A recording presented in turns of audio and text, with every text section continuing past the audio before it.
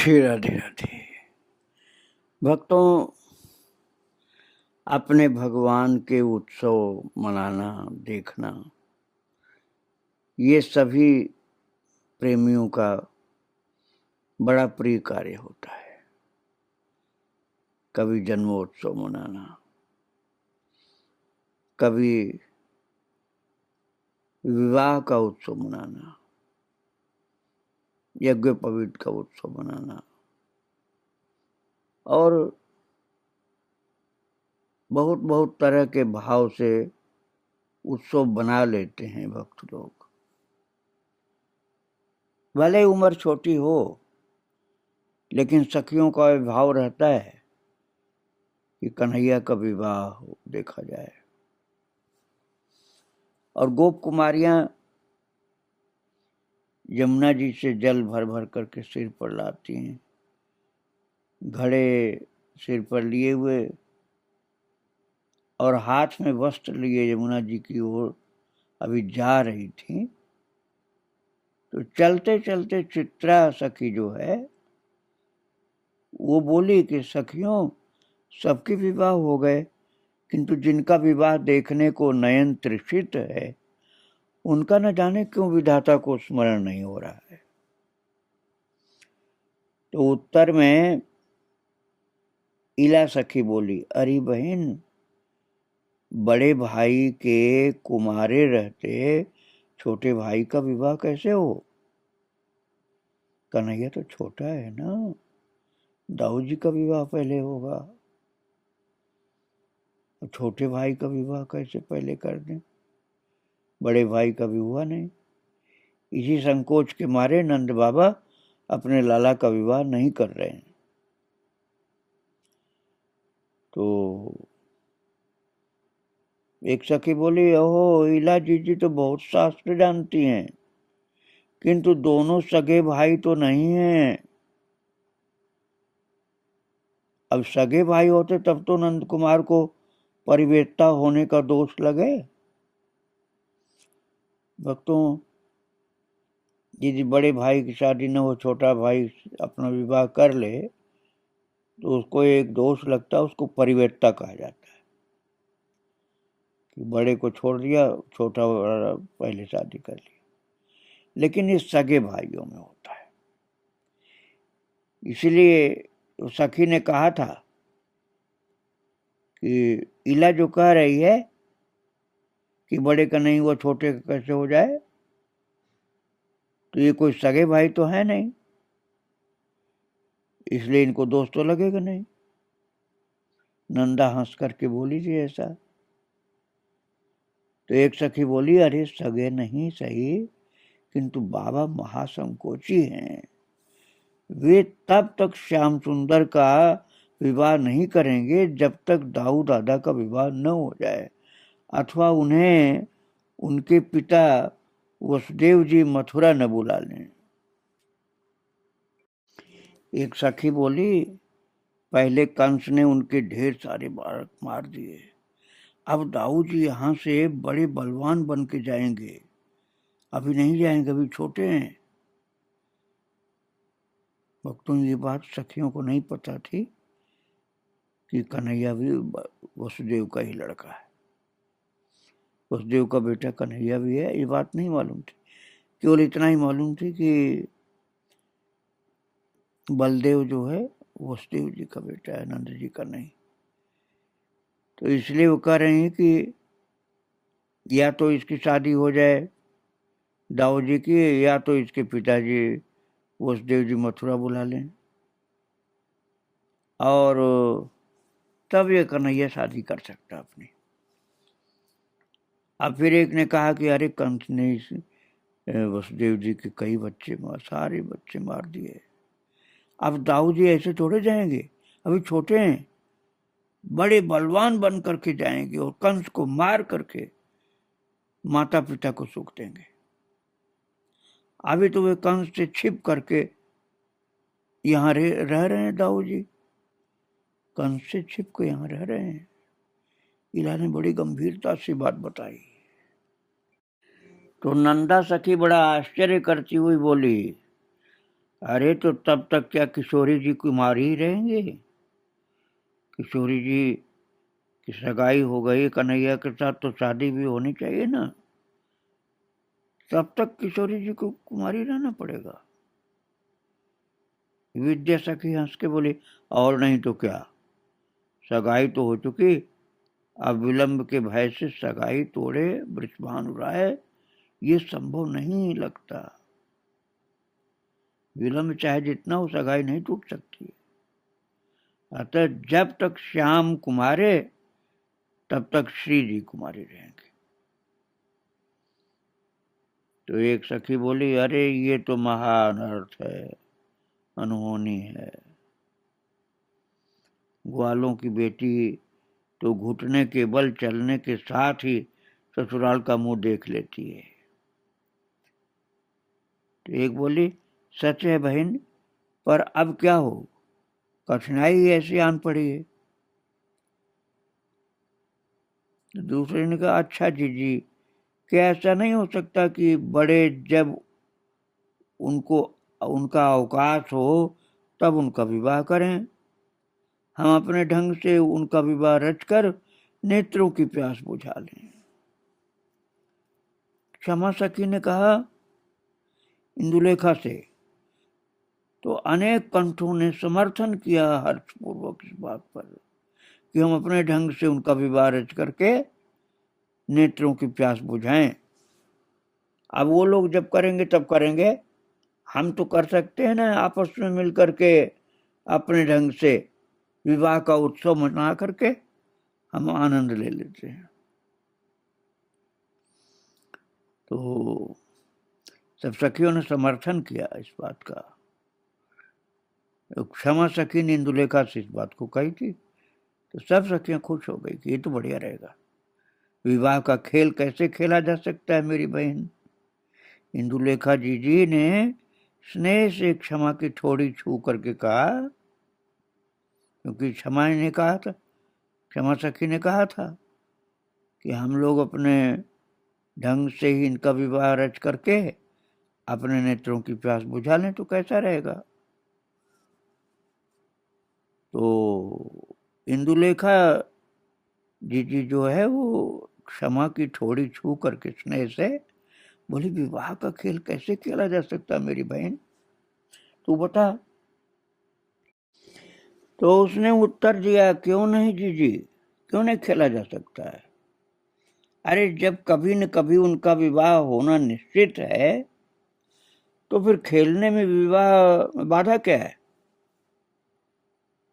क्षमा ने बड़ी युक्ति से बात की कि कभी न कभी तो विवाह होगा, क्योंकि सगाई हो चुकी है, तो हम लोग विवाह का खेल खेल लेते हैं। तो जी हंस के बोली, अच्छा बहन, मैं तेरी बात बरसाने की बहनों को बताऊंगी कि हम लोग विवाह का खेल खेलने की तैयारी कर रहे हैं। अब ये लोग जब इनके माता पिता वास्तव में शादी कराएंगे तो पता नहीं कब कराएंगे, लेकिन कराएंगे ये तो पक्का है। तो हम लोग पहले विवाह का खेल खेल लेते हैं। बरसाने की बहनों से भी समर्थन प्राप्त हुआ। उनकी सखियों को बता दिया गया बरसाने में कि हम लोग विवाह का खेल खेलते हैं, हम लोग विवाह मना लेंगे, इनके माता पिता जब मनाएंगे तब मनाएंगे। और महाराज वो धन्य क्षण जो विवाह का सखियों ने निश्चित किया था वो आया। दुख यही है कि तुम ननिहाल थी कला, ये उत्सव तुम देख नहीं सकी, कला सखी नहीं थी उस समय। तो उत्तर में कला के नयन झरझर बरस पड़े और वो बोल पड़ी, मेरा दुर्भाग्य ही मुझे यहाँ से दूर लेकर के चला गया था बहन, ये नयन अभागे ही रहे। वो सौभाग्य तुम्हारी कृपा से हमारे कान सुन लेंगे। तुम लोगों ने जैसे मनाया था खेल खेल में इनका विवाह, हमारे कानों को तो सुना दो, आंख नहीं देख पाई तो कान तो सुन लेंगे हमारे। तो फिर सखी ने कहा, हाँ सुन, जब सब बहनें और श्याम सुंदर के सखा भी सहमत हो गए तो हमने अक्षय तृतीया की गोधूल बेला विवाह के लिए निश्चित की और श्री राधा कृष्ण का श्रृंगार हुआ और गिरिराज की तलहटी में मालती कुंज में लग्न मंडप बनाया गया और गणपत पूजन के पश्चात दोनों मंडप में विराजित हुए। उस छवि का वर्णन कैसे करूं सखी, दोनों ही एक दूसरे की शोभा देखना चाहते थे, अतः ललचा करके दोनों ही के नयन तिरछे हो जाते थे, किशोरी जी के भी और कन्हैया के भी नयन तिरछे हो जाते थे, ललचाते थे एक दूसरे को देखने के लिए, किंतु लज्जा और संकोच के मारे दृष्टि ठहर नहीं पाती थी, क्योंकि वास्तव में विवाह तो हुआ नहीं था, ये तो खेल खेल में विवाह रचाया गया था।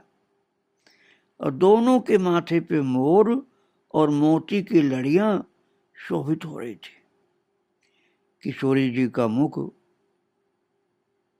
रह रह करके लालिमा युक्त हो जाता था लज्जा के कारण, और सदा के मुखर कानजू भी, जो कि हमेशा बोलते हैं, बोलने में आगे रहते हैं, वो कानजू भी उस दिन सकुचाए से बैठे थे कि शादी तो हुई नहीं है और मेरी शादी मनाई जा रही है। और दोनों ओर से मधुमंगल ने पौरोहित्य निभाया, मधुमंगल पुरोहित बना दोनों तरफ का, क्योंकि मधुमंगल तो ब्राह्मण है ना, इसलिए उसको पुरोहित बना दिया गया, दोनों तरफ से वही पुरोहिती कर रहा था। और सदा का मस्खरा स्वभाव उसका मधुमंगल का, धीर गंभीर स्वर में मंत्र पाठ और शाखोच्चार करते देख करके विश्वास नहीं हो पा रहा था कि ये यही चिढ़ने चिढ़ाने वाला मधुमंगल है। वैसे तो कितना चिढ़ता और चिढ़ाता है, लेकिन उसमें धीर गंभीर होकर के मंत्रोच्चार कर रहा था, शाखोच्चार मंत्र पाठ कर रहा था। और कन्यादान के समय एक आश्चर्य भयो, न जाने कहाँ ते एक बूढ़ा ब्राह्मण आ पहुंचो और अपनी कांपती वाणी में हाथ जोड़कर बोला, ये सौभाग्य मुझे प्रदान हो। कन्यादान के समय आया था वो बूढ़ा, बोला ये सौभाग्य मुझे प्रदान हो। उसे देखते ही राधा कृष्ण ने खड़े होकर प्रणाम किया। बूढ़ा ब्राह्मण कौन था? ब्रह्मा जी आ गए महाराज इस खेल में भाग लेने के लिए, और सिर हिला करके उसकी प्रार्थना स्वीकार की राधा कृष्ण ने। राधा कृष्ण ने खड़े होकर प्रणाम किया था और सिर हिला के उस बूढ़े ब्राह्मण की प्रार्थना स्वीकार कर ली। उस बेचारे की दशा देखती तुम, रोमोत्थान से कांपती देह, शिथिल वाणी से निकलता मंत्र पाठ और नैनों से झरता प्रवाह। जब 5 सुपारी, श्रीफल, पुष्प और दक्षिणा के साथ उसने किशोरी जी का कर श्याम सुंदर के हाथ में दिया तो तीनों ही की देह सिहरन से थरथरा उठी और सखिया मंगल गान और सखा विनोद करना भूल गए। वैसे तो मधुमंगल बड़ा अपने को विद्वान और पंडित समझता है, लेकिन उस समय मधुमंगल की वाणी बिल्कुल आंसू से अवरुद्ध हो गई और कंठ में ही गोते खाने लगी, निकल ही नहीं पा रही थी उसकी वाणी, मानो सब चित्र लिखे से रह गए, जैसे मूर्ति हो गए। अब भांवर की शोभा कैसे कहूं, कहते कहते क्षमा को क्षमा जो सखी है उसको रोमांच हुआ और वाणी तथा देह एक साथ ऐसे हो गए महाराज जैसे रुक गए हों। शरीर के सब रोंगटे खड़े हो गए और देह में कंपन हो गया और वाणी रुक गई। और इस घटना की बात सुनते सुनते सभी परम भाव विभोर हो गए और क्षमा सखी जो सुना रही थी उसके चुप होते ही कला सखी आकुल व्याकुल दृष्टि ऊपर उठाई, क्योंकि उस समय विवाह के खेल में वो थी नहीं। अब उसको ही तो बताया जा रहा है कि ऐसे ऐसे हुआ था हम लोगों के साथ। और उसकी दृष्टि ऊपर उठी, मुंह उठा के बोली। क्षमा सखी तो बोल ही नहीं पा रही थी,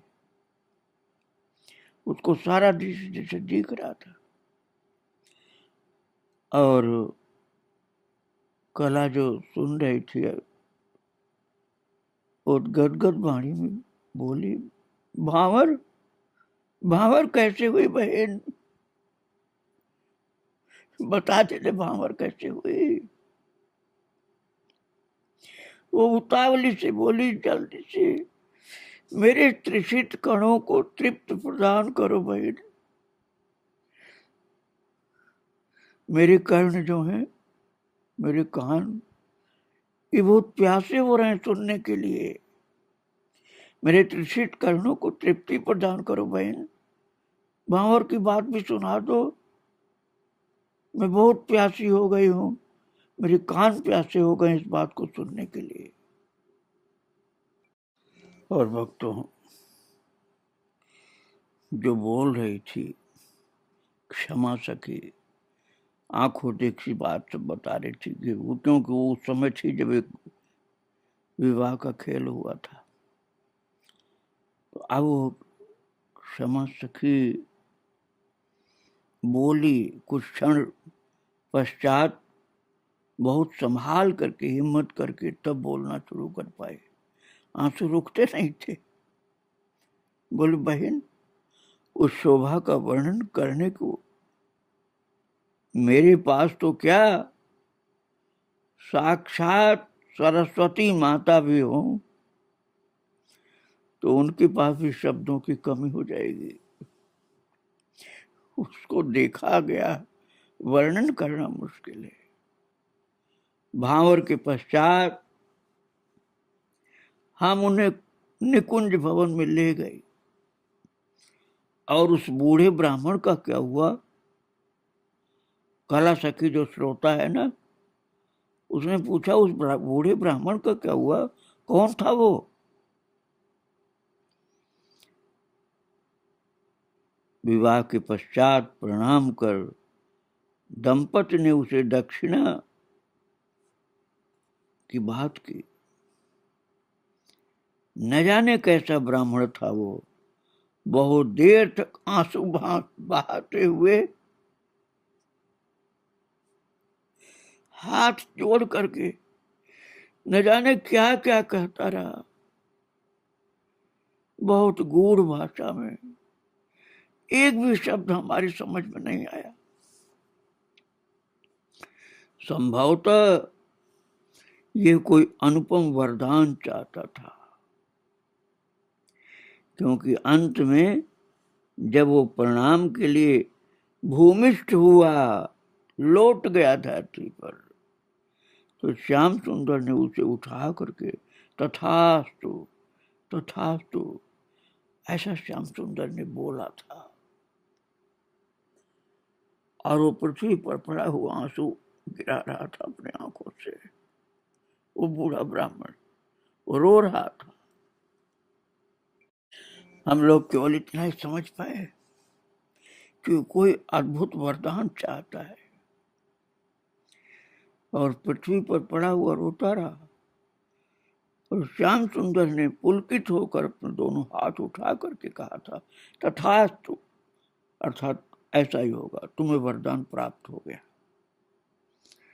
और निकुंज भवन में दोनों को अर्थात राधा कृष्ण को सिंहासन पर विराजमान करके